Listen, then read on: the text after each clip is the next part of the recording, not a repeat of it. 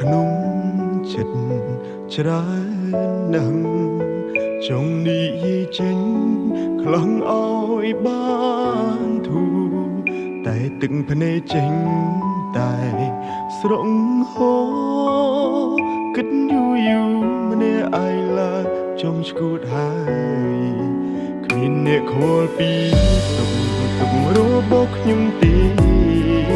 គ្មានអ្នកណាស្មឹងក្បែរជួយទាញខ្ញុំក្រោកឈរឡើយខ្ញុំសែនស្មុគស្មាញខ្លាំងណាស់ចង់ស្ទែខួរស្លាប់ទៅហើយចង់ទាញពេលឲ្យត្រឡប់ទៅជាកុមារអាយុកាន់តែច្រើនសម្ពាធកាន់តែធំទំសងប្រមកផ្ដុំបង្កើតជាបញ្ហាជំងឺបាំងទឹកចិត្តតើគួរព្យាបាលបែបណាហូរទឹកនេត្រ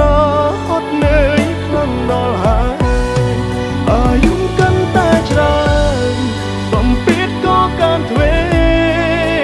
បញ្ហាចូលហើយតែរួចតែជួបទុំអិនស្បើយគ្មានអ្នកចាំលើកទឹក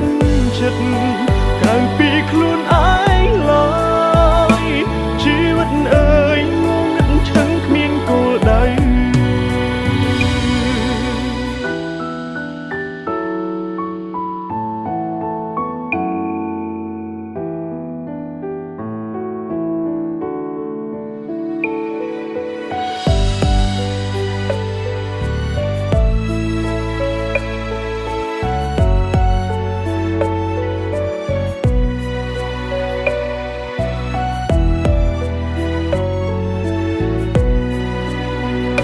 ខលពី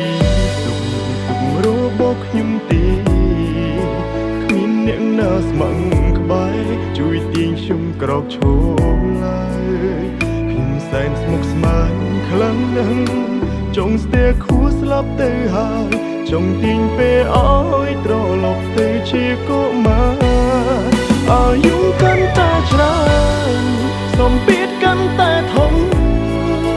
ទុំសងប្រមកផ្ដុំបង្កើតជាបញ្ហាជំងឺបាំងទឹកចិត្តតើគួរព្យាបាលបែបណាហូរទឹកនេត្រហត់នឿយខ្លាំងដល់ហើយអាយុកាន់តែច្រើនសម្ពាធក៏កាន់ទ្វេបញ្ហាចូលហើយតែរួចតែជួបទុំអិនស្បើយគ្មានអ្នកចាំលើកទឹកចិត្ត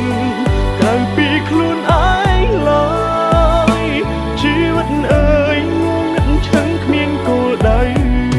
គ្មានអ្នកចាំលើកទឹកចិត្តក្រៅពីខ្លួនឯងឡើយ